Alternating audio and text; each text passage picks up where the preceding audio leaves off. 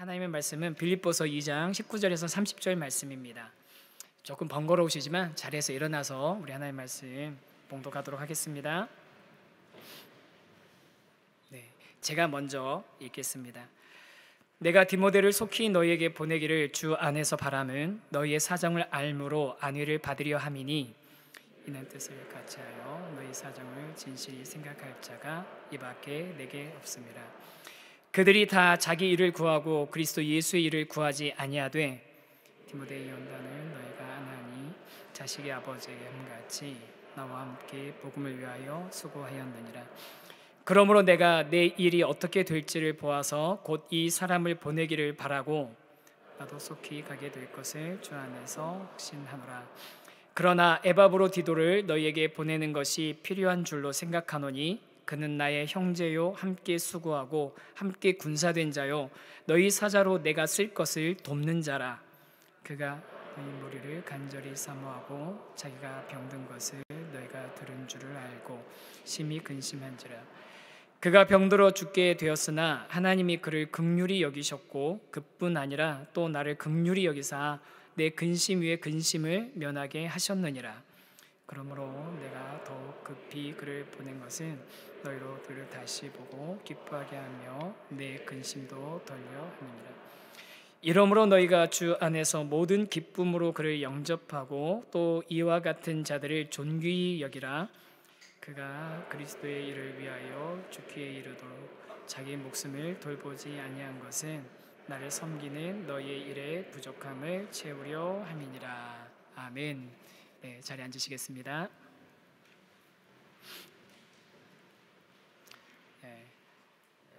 얼마 전에 소설책을 하나 읽었습니다. 제목이 불편한 편의점이라고. 그래서 혹시 읽으신 분도 있으실지도 모르겠어요. 계속 이게 베스트셀러로 이렇게 올라오길래 무슨 책인가 이제 사람들이 많이 보니까 궁금해서 책을 좀 이렇게 그냥 한번 훑어보려고 딱 잡았다가 대충 한번 훑어보려고 했는데 그냥 처음부터 끝까지 다 읽어버렸습니다. 책이 그냥 이렇게 너무 술술술술 읽히고 내용이 재미가 있더라고요. 그래서 그냥 내용은 이렇습니다. 그냥 크게 스포일러 많이 안 하고 조금만 말씀드릴게요. 서울의 서울역 인근에 있는 청파동에 한 조그만 편의점이 있는데 이 편의점에서 일어나는 일들인 거예요. 이 편의점에 그 남자 한 분이 이제 들어갔는데 노숙자 신분이었다가 편의점 사장님이 알바를 주면서 거기서 일을 하면서 여러 사람들을 만나는데 그 사람들과의 만남 이야기들이 이렇게 잘 얼개가 이제 진행이 되면서 잔잔한 감동을 주는 그런 소설입니다. 그래서 그 노숙자 주인공이 이 이름을 자기가 이제 노숙자로 있으면서 기억을 다 자기 과거에 대한 기억 이름 이거 다 까먹어 가지고요 그냥 도꼬 씨라고 부르거든요. 도꼬 씨가 이제 여러 사람들을 만나고 또 그 사람들한테 아주 어떤 상상하지 못했던 약간 좀 돌발적인 그런 행동들을 하는 그런 장면들이 나오고 또 그 도꼬 씨를 중심으로 만나는 사람들의 여러 이야기가 있는데 주인공은 이 도꼬 씨인데 저는 이제 이 소설을 내내 읽는 동안 그 편의점의 주인 여사장님이 계속 눈에 들어오더라고요. 여사장님이 염여사입니다. 성이 염씨시 염여사신데 이 염여사님이 이 편의점을 운영하는 이유에 대해서 이렇게 설명하는 이런 내용이 나왔습니다. 한번 들어보세요. 염여사는 이곳 하나만 운영하는 것으로도 충분했다. 자신은 연금으로 살고 이 매장으로 편의점 식구들 생계가 해결된다면 그것으로 그만이다. 처음부터 그럴 줄은 몰랐지만 이제 오여사와 성필씨 아르바이트생들입니다. 이제 오여사와 성필씨는 이 편의점이 아니면 생계가 해결되지 않는 상황이고 시현 역시 공무원 시험 준비에 드는 돈을 여기서 충당하고 있기 때문이다. 그렇게 평생 자영업과는 거리가 멀었던 염여사가 편의점 경영에 신경을 쓰게 된 것은 이 사업장이 자기 하나만을 위한 것이 아니라 직원들의 삶이 걸린 문제라는 걸 깨닫고 나서부터였다. 무슨 얘기냐면 이 염여사님은 원래는 학교 선생님이셨어요. 그래서 이제 퇴직을 하셨고 퇴직을 하시고 나서 남편이 이제 우여곡절 남편이 돌아가셔서 남편이 돌아가신 그 유산을 가지고서 이 편의점 하나를 운영하는데 굳이 자신의 형편만 생각하면 편의점을 운영하지 않아도 되는데 그럼에도 불구하고 이 편의점을 운영하는 이유가 뭐냐면 이 사업장이 자기 하나만을 위한 것이 아니라 직원들의 삶이 걸린 문제라는 걸 깨닫고 이 편의점을 어쨌든 잘 운영해 보려고 하는 거죠. 소설 속의 인물이지만 정말 멋있는 분 아닙니까? 염여사님. 근데 더 제가 마음에 들었던 건요, 염여사님이 소설 속이지만 교회 다니는 분으로 이제 묘사가 돼 있는 거예요. 그래서 그 청포동에 어느 교회 가면은 염권사님 계실 것 같고, 예, 너무나 이제 마음에 친근하게 다가가는 그런 마음이 드는데, 요즘 같은 시대에 어딜 가도 흔히 만날 것 같은 우리 주변 사람들의 이야기가 이렇게 뭐 수십만 권이 팔려나가고 많은 사람들이 계속 보는 건 베스트셀러가 된 이유가 뭘까? 그 책을 읽으면서 계속 생각해 보게 됐습니다. 왜 사람들이 이 책을 이렇게 좋아할까? 근데 그냥 제가 발견한 이유 중에 하나는 이 안에 있는 따뜻함, 인간미 때문인 것 같다라는 생각이 하나 들긴 했어요. 왜냐하면 요즘같이 진짜 잘 나가고 유능한 사람이 많은 시대 아닙니까? 그리고 예전 같으면 잘나고 유명한 사람들은 다른 사람이 알아주고 인정해주고 다른 사람이 소개해줘야지만 세상에 알려졌는데, 요즘 시대는 내가 잘나고 내가 좀 자신감 있으면 뭐 얼마든지 세상에 내 잘난 것을 알릴 수 있는 그런 시대가 됐잖아요. 그게 좋은 거기도 한데, 근데 반대면은 어떻습니까? 그렇게 잘나지 못한 내세울 곳 없는 수없이 많은 평범한 그런 사람들에게 있어서 인생은 굉장히 어떨 때는 상실감이 느껴지고 어떨 때는 자존감이 무너지는 그런 일들이 많을 수 있는데, 그런 사람들이 볼 때 그냥 우리 곁에서 흔히 바라볼 수 있는 이 사람들의 따뜻한 이야기가 그 마음에 그런 어려움들을 좀 이렇게 만져주고 또 덮어주는 그런 효과가 있었던 것 같습니다. 그래서 위로를 많이 받았던 것 같아요. 댓글들에도 보니까 되게 따뜻한 이 얘기에 위로받았다, 감명받았다, 그런 글들이 많이 있더라고요. 근데 이 소설을 쭉 읽어나가다가 저는 개인적으로 감명받았던 부분이 제일 마지막 부분이거든요. 죄송합니다. 안 읽으신 분들한테 제가 스포일러를 좀 이렇게 하겠습니다. 소설의 마지막에 가면서 주인공이 그 도코 씨가 이제 자신의 기억도 되찾고 자신의 과거 직업도 찾고 뭐 이런 가슴 아픈 이야기인데 그것들 다 이제 기억을 해내요. 그리고 나서 이제 용기를 내서 가족이 있는 곳을 향해서 가려고 서울역에서 기차를 타고 출발하려고 하는데, 이 염여사님하고 염권사님하고 둘이 이제 만나 마지막 헤어질 작별을 하는 그런 자리인 거죠. 노숙자였던 도코 씨가 서울역에서 염여사와 헤어지는 장면에 이런 기록이 나와 있습니다. 사장님이야말로 자신이 믿는 신을 닮은 사람인가 보다. 도코 씨가 염여사님 사장님을 보면서 얘기하는 거예요. 사장님이야말로 자신이 믿는 신을 닮은 사람인가 보다. 그래서 떠난 도코 씨가 이렇게 말합니다. 사장님에게 죽어야 될 놈을 살려주셨어요. 부끄럽지만 살아보겠습니다. 죽어야 될 놈을 살려주셨어요. 부끄럽지만 살아보겠습니다. 저는 이 소설의 마지막 부분에 나오는 이 말이 그냥 복음처럼 느껴졌습니다. 사장님이야말로 자신이 믿는 신을 닮은 사람인가 보다. 죽어야 될 놈을 살려주셨어요. 부끄럽지만 살아보겠습니다. 읽으면서 저도 제 마음에 그런 마음이 들더라고요. 나도 이런 말 듣고 싶다. 누군가 나를 향해서 정 목사야말로 자신이 믿는 예수님을 닮은 사람인가 보다. 또 누군가가 저에게 와서 목사님 죽어야 될 놈인데 살려주셨어요. 부끄럽지만 살아보겠습니다. 이런 말 들을 수 있는 목사 되면 좋겠다. 그런 생각이 제 마음에 들더라고요.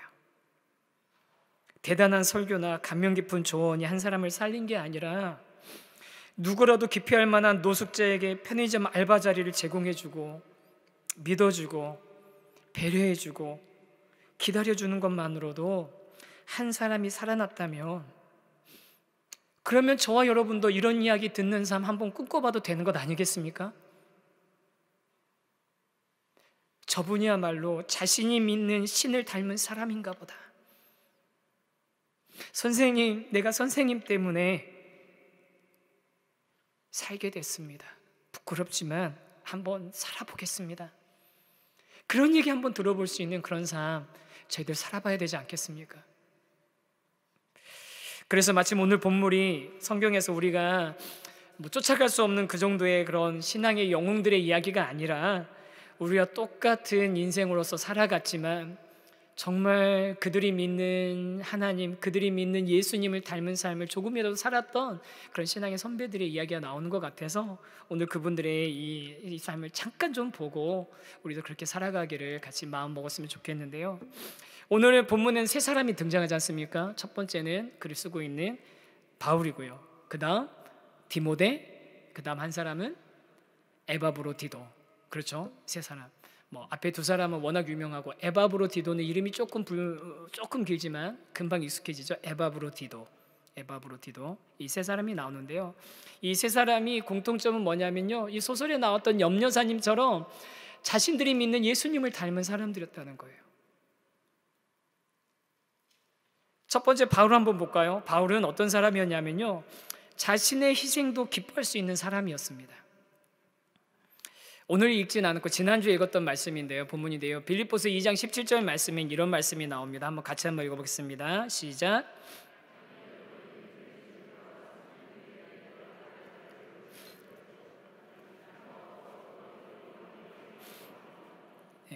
만일 너희 믿음의 재물과 섬김 위에 내가 나를 전제로 드릴지라도 나는 기뻐하고 너희 무리와 함께 기뻐하리니. 이 말씀 무슨 뜻이냐면요, 바울이 빌립보 성도들이 믿음으로 빛된 삶을 살아간다면, 그런 삶의 예배를 드린다면 그 위에 내 자신을, 여러분의 그 삶의 예배 위에 내 자신을 전제로 드려도 내가 기뻐할 것이다 라고 하는 겁니다. 전제. 이 전제가 뭐냐면요, 우리가 그냥 근데 영어 성경에 보면 drink offering입니다. drink offering. 눈치가 빠르신 분들은 제가 지난주부터 영어를 쓰고 있다는 거를 눈치를 채셨을 텐데 이게 뭐냐면요, 살아있는 제물을 제사를 드릴 때 그 제사의 맨 마지막 단계에 포도주를 갖다 그 제물 위에다 붓습니다. 그 포도주를 갖다 붓는 걸 갖다 전제라고 하거든요. 그러면 네, 사도 바울이 보신 이제 성도들도 삶의 예배 드리니까 자신도 전제를 드린다고 이렇게 한 거니까 좋은 말이겠네, 이렇게 생각할 수 있는데, 많은 대부분의 성경학자들은 이 부분을 뭐라고 얘기하냐면, 사도 바울이 지금 형편이 어떻습니까? 감옥에 갇혀 있는 상황이고, 그리고 지금 아직 판결을 받지 않은 상황이에요. 사형이 될 수도 있고 뭐가 될 수도 있습니다. 그러니 사도 바울이 지금 너희들의 그 삶 위에 재물과 섬김 위에 내가 나를 전제로 드릴지라도 내가 기뻐하겠다라고 얘기하는 건 뭐냐면, 성도들이여, 당신들의 삶이 그렇게 하나님이 기뻐하시는 거룩한 삶의 예배라면, 제사라면, 내가 내 목이 잘라져서 피가 나와서 그 피를 포도주처럼 당신들의 삶 위에 뿌리게 될지라도, 내 피를 당신들의 삶의 제사 위에 포도주를 붓는 것처럼 당신들의 그 삶 위에 뿌릴지라도 나는 기쁘겠다고, 그래도 기뻐하겠다라고 얘기하는 겁니다. 내가 죽어도 기쁘겠다고.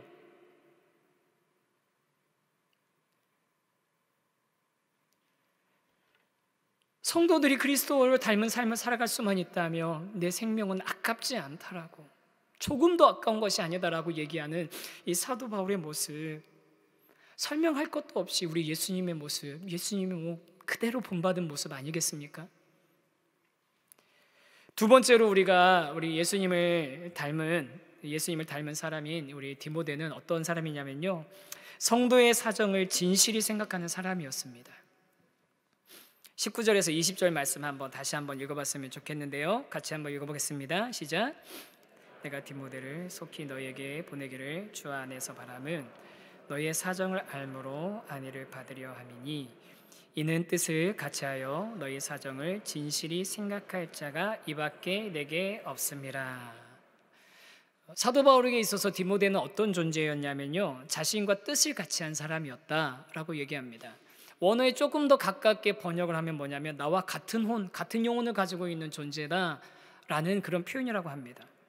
즉 디모데는 바울과 똑같이 성도들을 진실하게 염려하고 생각하면서 교회와 성도의 사정을 정확하게 전해줄 수 있는 그런 사람이니, 내가 이 디모데를 빨리 너희한테 보내서 여러분의 사정을 알고 싶어하는 내 간절한 마음이 이 디모데를 통해서 다시 나에게 전달되어졌으면 좋겠다라고 이야기하는 거죠.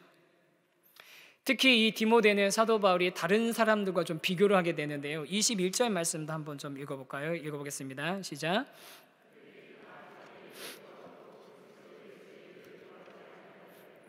그들이라고 표현하는 사람들과 성도들과 디모데를 비교하고 있습니다. 그들은 디모데 외에 그 다른 주변에 있는 많은 그리스도인들 가리키는 거겠죠. 그런데 이 그들은 대부분 어떤 사람이냐면 자기의 이익을 추구하고 예수 그리스도의 이익을 추구하지 않는 사람들이라는 거예요. 예수 안 믿는 사람들이 아닙니다. 이 그들은 바울 주변에 있는 그리스도인들 말하는 거예요. 그런데 그들은 대부분 자기의 유익은 구하는데 그리스도 예수의 일은 구하지 않는 사람들이다.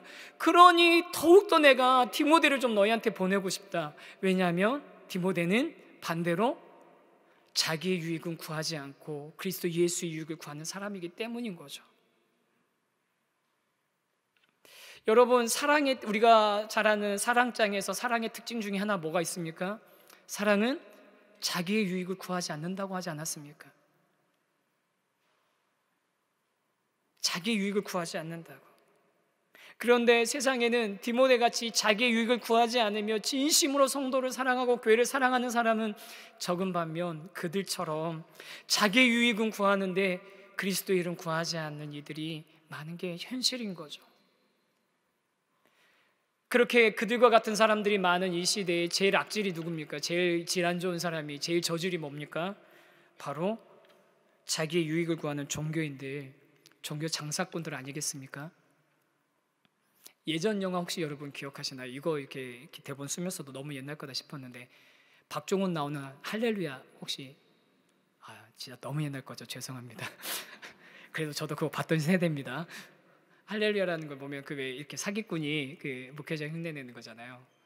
근데 최근에 거는 있습니다. 최근 거 구해줘 드라마 그거 보면은 거기에도 약간 기독교적인 그 사이비가 나온다고 그래서 저는 이제 내용만 전해 듣고 드라마는 안 봤거든요. 좀 내용이 좀 불쾌해가지고 좀 안 봤는데 어쨌든지 간에 자기의 유익, 그게 돈이든 지배력이든 성적인 것이든 뭐든지 자기의 유익을 위해 신앙심과 종교심을 이용한다면 그건 다 종교 장사꾼 아닙니까? 근데 뭐 그런 사이비까지는 아니라고 할지라도 많은 그리스도인들이 교회와 목회자들에게 실망하는 지점이 자기의 유익을 구하는 교회, 자기의 유익을 구하는 목회자들을 만났을 때 실망을 느끼는 것 아니겠습니까? 특히 세상이 교회가 자신들 그 교회만을 위한 결정, 교회만을 좋게 하는 뭔가들 선택들을 하고 그렇게 해 나갈 때 세상들이 교회를 손가락질하고 세상이 교회를 염려했었죠. 또 성도들이 목회자들한테 그런 얘기들을 하시잖아요. 목사님한테 너무 가까이 가면 안 된다고. 불가근 불가원이라고. 너무 가까이 돼도 안 되고 너무 멀어도 안 된다고. 근데 가까이 가면 안 되는 이유가 뭐예요? 뭐 가까이 가면 목사님한테 상처받으니까 가까이 가지 말라고 그러시는 거죠. 그 상처가 뭐겠습니까? 가까이 갔더니 목사도 똑같이 자기의 유익에 민감하고 자기의 유익, 작은 이익이라도 하나라도 뭔가 손해가 볼 것 같으면 벌벌 떠는 그런 모습 보니까 실망하는 거잖아요. 그런 거 아니겠습니까? 모르겠어요. 저한테도 가까이 오면 그런 모습들 발견하시게 될 것 같아요. 저라고 뭐 다른 대단한 사람 아닌 거 너무 잘 아시지 않습니까?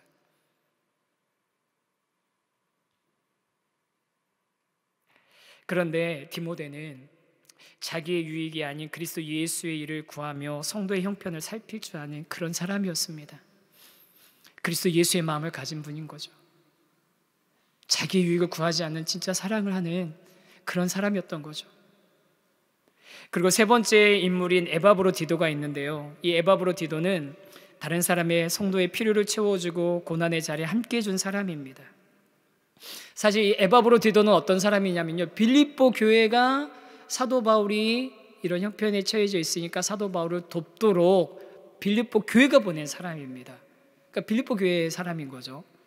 그러니까 이 빌립보 교회에서부터 사도 바울을 도울 수 있는 여러 가지 물질을 받아서 전달하는 역할도 했고요.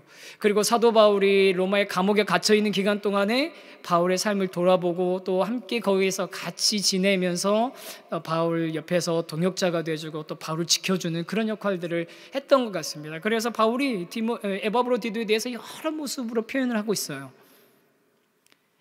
그 중에 하나 대표적인 게 빌립보서 4장 18절 말씀인데요. 한번 읽어보면 좋겠습니다. 같이 읽겠습니다. 시작.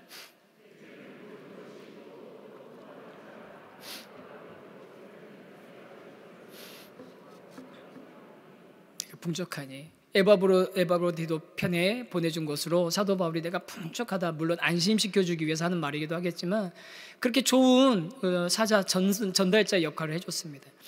그런데 오늘 이렇게 본문 쭉 읽어보시면서 발견하신 분들도 있으시겠지만 이 에바브로디도한테는 좀 문제가 있었습니다. 어떤 문제냐면 건강이 악화가 된 거예요.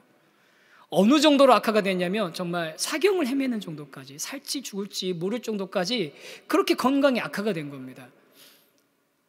그런데 놀라운 건요, 이 에바브로디도는 자기의 건강이 그렇게 악화되고 또 거기서 간신히 벗어났음에도 불구하고 뭘 염려하냐면 내가 병들었다는 것을, 사경을 헤맨다는 것을 빌립보 교회 성도들이 알게 돼서 그들이 나 때문에 근심하고 걱정할까 봐 이제 노심초사하는 거예요. 내가 병들고 내가 아프고 내가 당신들이 보내는 사명 감당하느라고 내가 이 고생하고 있습니다가 아니라, 그게 억울한 게 아니라 내가 아프다는 소식 빌립보 교회 성도들이 알면 속상해할 텐데, 힘들어할 텐데, 그게 마음이 쓰였던 사람이 바로 이 에바브로디도였던 것입니다. 다른 사람의 필요를 채우고 공급해주고 갇혀있고 괴롭고 고난당하는 자리에 함께 있어주고 그를 지켜주고 친구가 돼주는, 동역자가 돼주는 이런 모습 다 하나같이 우리 예수님의 모습 그대로 본받은 것 아니겠습니까? 이렇게 바울, 디모데, 에바브로디도 같은 사람들, 자신들이 믿는 예수님을, 자신들이 믿는 하나님을 닮은 그런 사람들이죠. 그런데 성도 여러분, 이렇게 그들이 믿는 예수님을 닮은 사람들이 성경에만 기록되어 있냐? 꼭 그렇지는 않습니다. 지금 오늘 이 순간에도 이 땅 가운데 많은 그리스도인들이 자신들이 믿는 예수님을 닮아가려고 노력하며 또 그런 닮은 모습으로 살아가고 있는 거죠. 지난 우리 4월달 우리 개척 예배 때 부활주일이어가지고 그때 우리 성도님들에게 미리 광고 드리고서 우리 개척하면서 부활주일 헌금은 동해안 산불 피해 지역 교회들을 돕는 데 쓰면 좋겠습니다 말씀드리고, 그때 같이 저희가 힘을 모아서 헌금을 했잖아요. 그래서 개척교회인데도 그때 1960 얼마 이렇게 돼서 이렇게 많은 헌금이 이렇게 들어와가지고 그걸 이제 전달을 해야 되는데, 뭐 이제 핑계이긴 합니다, 여러분. 지난 5월달 한 달, 진짜 1년 같은 한 달 지나갔습니다. 5월 지나서 6월 지나갔는데 와 6월이다 그랬는데 우리 이제 한 달 지나갔네 막 그랬거든요. 이제 1년 같은 한 달이 지나갔는데 이제 그렇게 이제 바쁜 시간 보내다가 그래도 우리 성도님들 귀한 헌금이니까 우리 이제 그 울진군, 그 중에 피해가 제일 많았던 울진군 기독교 연합회와 그동안 이렇게 좀 소통을 하고 있었고요. 이제 그쪽 임원들 만나서 자세한 상황들 듣고 우리 헌금이 어떻게 사용되면 좋을지 말씀드리려고 지난 목요일에 드디어 다녀왔습니다. 저하고 우리 두 목사님하고 같이 울진을 갔는데 조금 멀더라고요. 가는데 좀 힘들더라고요. 그래서 갔더니 안 그래도 먼 데서 오셨다고, 오시는데 고생했다고 막 하면서 환영해 주시면서 그 임원분 중에 한 분이 그러는 거예요. 울진이라는 데 위치가 이렇게 해도 안 닿고 이렇게 해도 안 닿는 이상한, 그렇게 딱 그 지점에 있다는 거예요. 우리나라로 치면. 근데 그렇게 비유를 하시는데 야 진짜 딱 맞다. 고속도로가 연결이 안 돼 있고 그래서 약간 딱 이렇게 돼 있는 곳인데, 그러다 보니 외부에 왕래가 좀 많지 않으셨었나 봐요. 그리고 그 안에 한 80여 개의 교회가 있고 81개 교회 목회자들이 연합회로 모여서 같이 활동하는데 대부분 다 미자립 교회이시고요. 오래됐긴 했지만 다 농어촌 교회가 미자립 교회 아닙니까? 미자립 교회이고 또 그 연합회 분들은 모여서 그동안 뭐 하시는 게 그냥 부활주일 연합 예배 정도 드리는 게 전부 다였는데, 지난 3월에 그 울진에 큰 그 산불, 그 피해 규모로는 사상 두 번째로 큰 그런 산불이 일어나고 나니까 이분들이 갑자기 할 일이 생긴 거예요. 해야 될 일이 생긴 거죠. 그 중에 대부분 우리 그 목사님들이 주 5일을 그 사무실에 출근하면서 구호 활동을 하고 계시더라고요. 뭐 전소된 과학도 나오고 또 교회들도 있고 또 피해받은 성도들도 있고 또 일반 주민들도 막 이제 임시 가옥에서 살고 계시고 뭐 이런 여러 상황 가운데 외부에서는 구호품, 성금들 막 오니까 이거를 잘 정관해서 전달하고 또 조정해 줄 역할이 필요했는데 이분들이 그걸 하고 계셨습니다. 게다가 더 귀한 건 뭐냐면 관청에서, 국가에서 관에서 할 수 있는 일들은 규정이 있으니까 관에서 그 규정에 제외되는 사람들이 있으면 그 제외된 사람들을 어떻게든 도와주려고 애쓰고 계시고, 또 민간 단체 해비타트나 뭐 한교연이나 뭐 이런 데 와가지고 해주는 그런 사역들이 있으면 또 그 기준에 해당되지 않는 사람들을 어떻게든 또 이렇게 연결해서 도와주려고 막 하고 계시더라고요.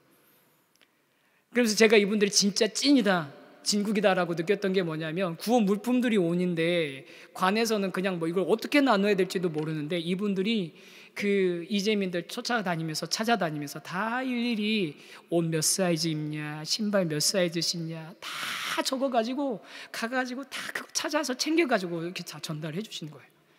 정말 관에서 할 수 없는 일을 하고 계시더라고요, 이분들이.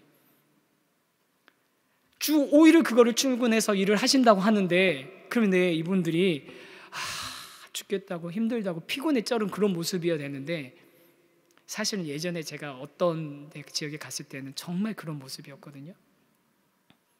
너무 피곤에 치는 모습이었는데, 근데 이분들이 얼굴에 기쁨이 있는 거예요.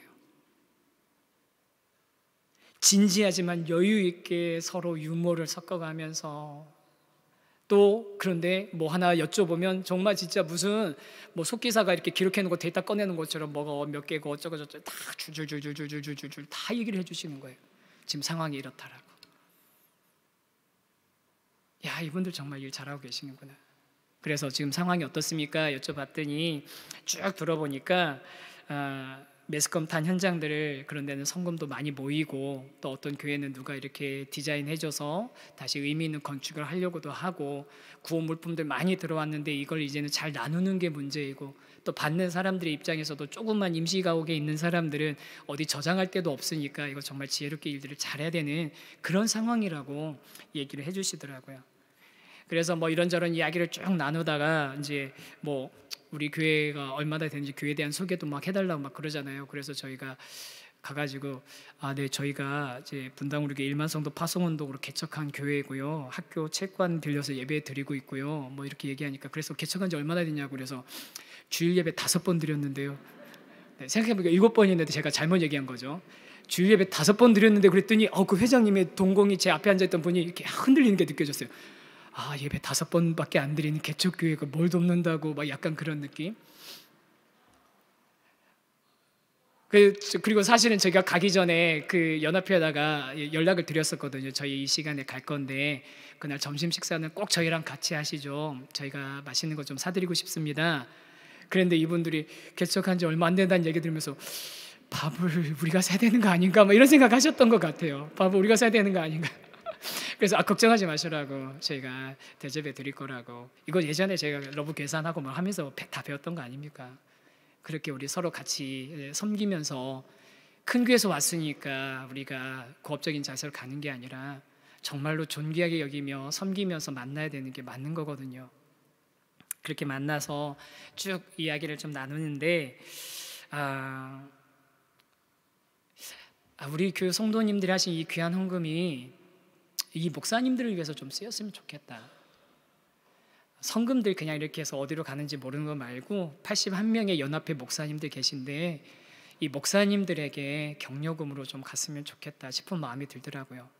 그래서 그 자리에서 목사님, 저희가 처음에는 얼마의 헌금이 들어왔다는 얘기를 안 했어요. 저희도 안 했다가 이제 식사 자리에서 저희 부활절 헌금이 1,900만 원 조금 넘게 들어왔는데, 그랬더니 또 놀라시더라고요. 무슨 개척교회가 부활절 헌금이 막 이러면서. 근데 그걸로 우리 81분의 목사님들이 골고루 좀 나눠서 격려금을 좀 받으셨으면 좋겠습니다. 그리고 남는, 끝자리에 안 맞아서 남는 것들은 우리 연합회 운영하시는데 쓰셨으면 좋겠습니다 라고 했더니 그 총무님이 그러시는 거예요. 여태까지 개교회가 이렇게 이 지역에 있는 목회자 섬겨달라고, 돌봐달라고 부탁한 건 없었다고. 딱 한 군데에서 좀 큰 교회 중심으로 몇 군데 연합된 그런 단체에서 이렇게 맡긴 건 있었는데 개교회가 이렇게 한 건 처음이라고, 그러면서 그러시더라고요. 보통은 교회들이 딱 어디다 써달라고, 어느 교회에다 보내달라고, 뭐 누구한테 보내달라고 딱 찝어가지고 가져온다는 거예요. 그렇게 해달라고.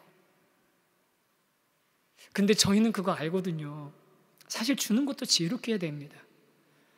우리가 주고 싶은 데다 주는 게 정말로 잘 쓰이는 게 아니라, 정말 현장에 정말로 필요한 게 뭔지, 정말로 어떤 사람이 어떤 형편에 있는지 자세히 살펴보고, 그러면서 드릴 때도 우리 어떻게 해야 되냐면 받는 분이 자존심 상하지 않고 받는 분의 인격과 존엄성이 깨지지 않도록 우리가 정말 그렇게 신중하고 조심스럽게 드려야 되는 것 아니겠습니까?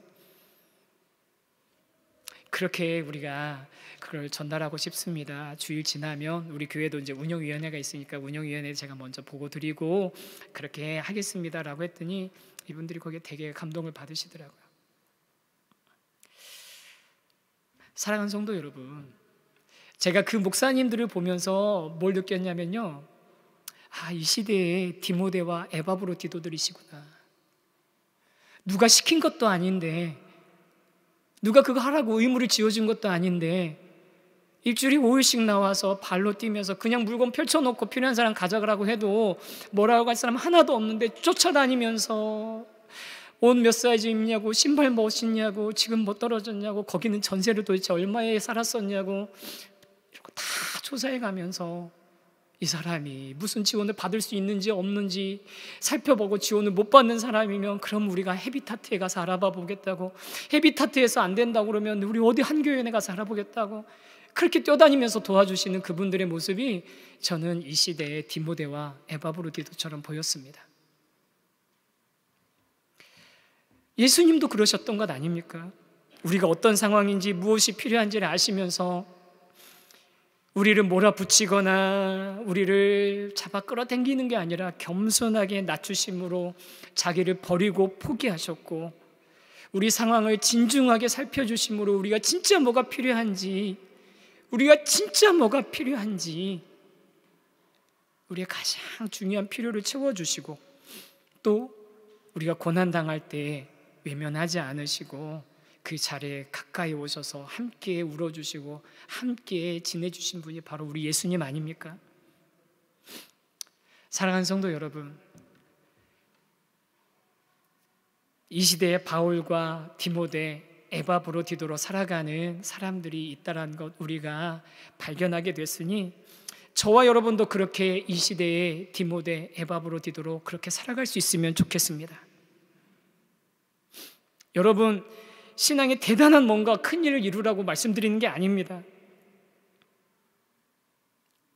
대단한 뭔가 업적을 이루라는 것 아니고 그냥 우리의 삶을 살아갈 때 아까 그 소설에서 나온 것처럼 누구누구씨, 내가 하나님은 잘 모르는데 누구누구씨는 자기가 믿는 하나님을 닮은 것 같아.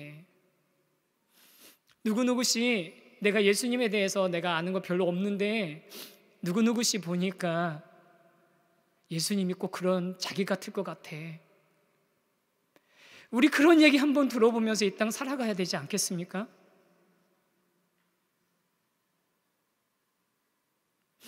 빌립보 교회 성도들이 바울과 디모데, 에바브로디도를 보면서 예수님을 떠올리고 하나님께 감사를 올려드린 것처럼 저와 여러분도 이 시대에 에바브로디도, 또 디모데가 되어서 우리가 믿는 하나님, 우리가 그토록 사랑하는 예수님을 닮은 삶을 조금이라도 살아낼 수 있게 되기를 간절히 소망합니다.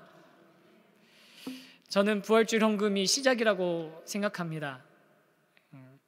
여러분 그거 아시죠? 교회가 누군가 도울 수 있는 가장 쉬운 방법이 제 물질로 돕는 겁니다. 가장 쉬운 방법입니다. 그게 뭐 그것도 안 하는 교회도 있는데 뭐 이렇게 얘기하시면 그건 제가 드릴 말씀은 없는데 가장 쉬운 방법이 물질로 돕는 겁니다. 그런데 우리 세우신 교회는 처음부터 말씀드렸지 않습니까? 우리의 방향성이 안으로만 아우로만 모으는 게 목적이 아니고, 많이 모이는 게 목적이 아니고, 이 덩치를 키우고 이 덩치를 불리는 게 목적이 아니고, 우리를 모으신 하나님, 우리를 부르신 하나님 앞에서 우리가 하나님 은혜 충만하게 누리고 또 우리 공동체 안에서 건강하게 서로를 돌아보면서 성장하고, 그리고 훈련받고, 그리고 우리에게 맡겨주신 사명을 향해서 세상을 향해 나중에 언젠가가 아니라 지금 바로 우리가 할 수 있는 것부터 방향을 바깥쪽으로, 시선을 바깥쪽으로 가지고 가는 선교적인 교회 되어야 된다고 우리 그렇게 계속 나누지 않았습니까? 그래서요, 저는 이번 여름에 이렇게도 잘한다고 이렇게도 잘한다는 거기 울진 좀 우리 같이 갔으면 좋겠습니다. 네, 벌써 아이고 큰일 났다 어떡하지 싶으시죠? 날짜도 잡았습니다. 자, 빨리 우리 핸드폰 꺼내서 그날 무슨 일정이 있는지 보세요. 7월 23일, 24일입니다. 토요일 주일. 해외여행 가려고 계획하셨던 분들은 티켓팅 다시 조금 조정만 해주세요. 이제 방학해야 되니까. 왜냐면 말씀드렸잖아요. 우리 어차피 방학 되면 우리 태원고가 그 전에 방학하거든요. 방학 되면 이거 지붕 뜯는 공사 때문에 여기 비워드려야 되거든요. 어차피 한 4주 한 달 정도는 저희가 여기서 예배 못 드려요. 한 번은 나가서 예배 최소한 한 번은 어디서든지 바깥에서 드려야 되고, 또 나머지 기간도 우리 대체하는 예배 공간 찾아야 되는 상황이긴 한데요. 저희가 그때 울진 가가지고요 같이 시간 같이 보내면서 했으면 좋겠습니다. 그래서 이름하야 뭐냐면요, 조이풀 울진. 네, 저희들의 장명 수준이 이 정도입니다. 조이풀 하나 잡았으니까 계속 밀어붙이려고 합니다. 근데 왜 그러냐면 이게 전교인 수련회라고 하기에는 우리끼리만을 위한 시간은 아니거든요. 왜냐하면 가서 저희가 토요일 아침 일찍 가가지고 도착해서 임시가옥에 계신 분들을 좀 찾아가면서 좀 가까워 방문해서 좀 위로해드렸으면 좋겠어요. 그냥 뭐 라면 뭐 이런 거 말고 정말 좋은 우리 뭐 과일이든지 우리 마음이 담긴 것들 해가지고 뭐 된다면 편지라도 써서 가서 만나서 전해드리고 이야기 들어드리고 손잡아드리고 뭐 집안 정리해드릴 거 있으면 집안도 정리 좀 해드리고, 큰 사역은 아니지만 그렇게 좀 임시가옥에 계신 분들 좀 이렇게 격려해드리는 일들 좀 하고, 저녁에 모여서 같이 우리 공동체적으로 서로 교제하고 또 같이 기도도 하고 하는 그런 축제와 같은 시간도 좀 보내고, 다음날 주일이잖아요. 주일날에는 또 저희가 예배를 드려야 되는데, 저는 처음에는 그렇게 생각했어요. 어디 뭐 체육관이나 이런 거 빌려가지고 이렇게 같이 예배 드리고 거기서 예배 드리는 거 이렇게 생중계하고 뭐 이렇게 해야 되는 거 아닌가 이렇게 생각했는데, 되게 선교적이지 않은 발상이더라고요. 저희 거기까지 갔으면 그 지역에 많은 약한 교회들 있잖아요. 81개 다 거의 다 미자립 교회라는데 저희가 조를 좀 나눠서 번거로워도 그 교회 가서 그 교회에서 예배 드리고 오면 좋겠어요. 저 광고하려고 그래요. 그날은 제발 가기 전에 여기서 헌금으로 헌금 잘 준비해서 가시라고. 현장에 가가지고 미처 준비 못했다고 막 그러지 마시고 미리 준비하셔가지고 가서 그 교회 가서 헌금 드렸으면 좋겠습니다. 그냥 그 교회에서 그냥 예배 드리고 그 교회 말씀에 은혜 받고요. 그렇게 하는 게 이 시대의 디모데와 에바브로디도가 되는 것 아니겠습니까? 연약한 교회를 찾아가고 그들과 함께 해주고 그들에게 우리의 지문이를 열어서 헌금하고.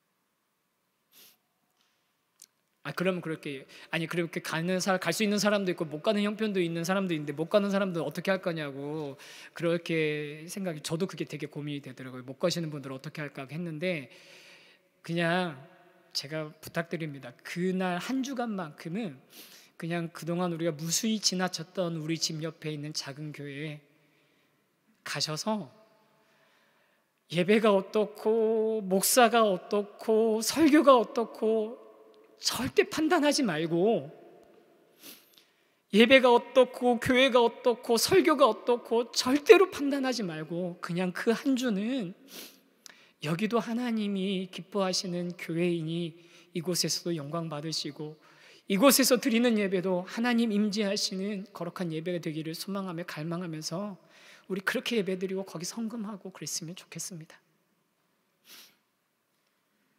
왜? 사실 저에게도 되게 부담이에요. 개척한 지 얼마 안 된 교회가 주일 예배 한 번을 안 드리겠다고? 말이나 되냐고. 차마 이제 우리는 저녁에 저희 아버지 전화하실 거예요. 맨날 본 예배 드리시고 나서 제 예배를 다 모니터링하고서 제발 성도 자꾸 일어났다 앉았다 하지 마라. 내 나이만 돼도 힘들다 맨날 그러시고 저희 아버지 그러시는데 오늘 저녁에 야 개척교회가 주일 예배 한 번 안 드리면 그게 얼마나 성도들에게 뭐 이런 얘기 하실 건데, 여러분 그게 교회다운 거고 그게 성도다운 거 아닙니까? 우리 그 얘기 여러분 많이 은혜 받으셨다고 제가 얘기 많이 들었어요. 그냥 교회다운 교회, 성도다운 성도였으면 좋겠다, 목사다운 목사였으면 좋겠다고.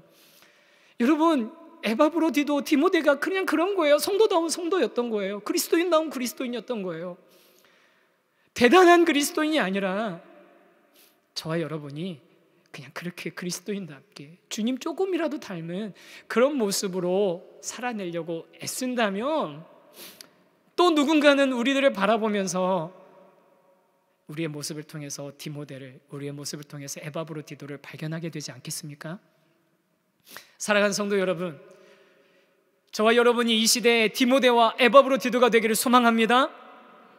이 시대에 디모데와 에바브로디도가 되어서 하나님의 마음이 간 곳, 하나님의 시선이 머무는 곳을 향해 그냥 우리의 삶으로 잔잔하게 섬기며 그렇게 하나님과 동행할 수 있는 그런 저와 여러분이 되면 좋겠습니다.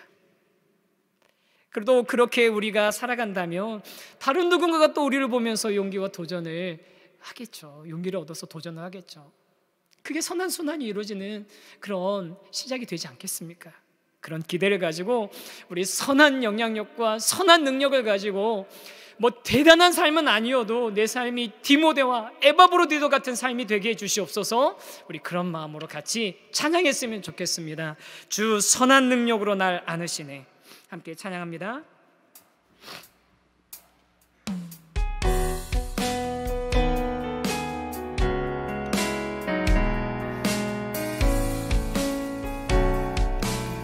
주 선한 능력으로 안으시네. 주 선한 능력으로 안으시네. 그 크신 팔로 날 붙드시네. 절망 속에도 흔들리지 않고 사랑하는 주 얼굴 선한 능력으로 일어서리. 선한 능력으로 일어서리. 주만 의지하리. 믿음으로 우리 고대 안에 주 오시그나. 영광이 새 날을 맞이. 주 선한 능력으로, 주 선한 능력으로 안으시. 그 크신 팔로 날 붙드시네. 아멘. 절망 속에도 흔들리지 않고, 흔들리지 않고 사랑하는 주의 얼굴 구하리. 주 얼굴 구. 그래서 이렇게 찬양합니다. 선한 능력으로, 선한 능력으로 일어서리. 주만 의지하리.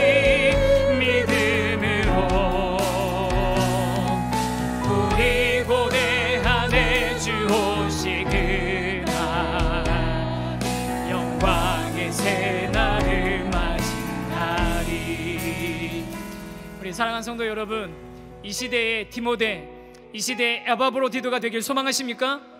그럼 우리 한번 자리에서 일어나서 이 찬양이 우리의 감상이 아니라 하나님 앞에 결단하며 나가는 찬양이 됐으면 좋겠습니다. 주님, 선한 능력으로 일어서겠습니다. 주님만 의지하겠습니다. 승리의 날을 향해 우리 나가겠습니다. 우리 다시 한번 힘차게 찬양합니다. 주 선한 능력으로, 주 선한 능력으로 안으신 그 크신 팔로, 절망 속에도 흔들리지 않고, 흔들리지 않고 사랑하는 주의 얼굴 구하리. 선한 능력으로, 선한 능력으로 일어서리. 주만 의지하리. 믿음으로 우리 고대 안에 주 오시그날.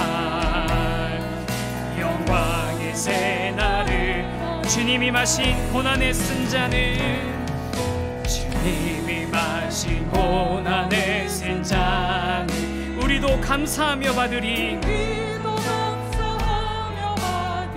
주님의 남은 고난을 채워가며, 고난 채워 예수와 복음 위에 살리라. 예수와 복음 위에, 예수와 복음 위에 살리라. 예수와 복음 위에 예수와 복음 위에 살리라. 예수와 복음 위에 선한 능력으로 일어서리. 선한 능력으로 일어서리. 주만 의지하리. 의지하리. 믿음을 우리 고대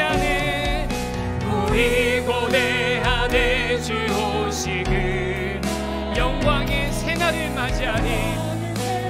우리 한 번만 더 고백하겠습니다. 선한 능력으로, 선한 능력으로 일어서리 주만 의지하리. 믿음으로 우리 고대함에 주 오시는 영광의 새날을 맞이하리. 새날을 맞이, 승리의 새날을 맞이하리. 승리의 새날을 맞이하리. 할렐루야. 우리 하나님께 영광의 박수를 올려드리기 원합니다. 우리 함께 같이 한번 기도할 때, 하나님, 내가 이 시대의 디모데, 이 시대의 에바브로디도가 되겠습니다. 하나님, 우리가 알지 못하는 수많은 그리스도인들이 이미 그렇게 살아가고 있습니다. 하나님, 그렇게 살아내려고 진지하게 고민하고 있습니다. 우리도 그렇게 주님 안에서 용기를 내면서 하나님, 선한 능력으로 일어서는 주님의 참 제자, 주님의 참 아버지 백성이 될 수 있게 하여 주시옵소서. 주님을 의지하며 믿음으로 일어나는 우리의 삶이 되도록 함께 통성으로 기도하겠습니다. 걸어가신 하나님 아버지, 이 시대의 디모데, 이 시대의 에바브로디도가 되어서 하나님 아버지, 하나님이 기뻐하시는 그런 삶, 하나님의 영광이 드러난 삶을 살아가는 저희들이 되기를 소망합니다. 하나님 아버지, 우리 모두가 아버지 정말로 우리의 삶을 통해서 우리가 믿는 하나님을, 우리가 믿는 예수님을 닮은 그런 사람이 되게 하여 주시고, 하나님 우리의 삶을 통하여서 그렇게 아버지 하나님 죽어가는 한 영혼이 주님 바라보며 살아나는 역사가 일어나게 하여 주시옵소서. 하나님 아버지 하나님 간절히 소망합니다.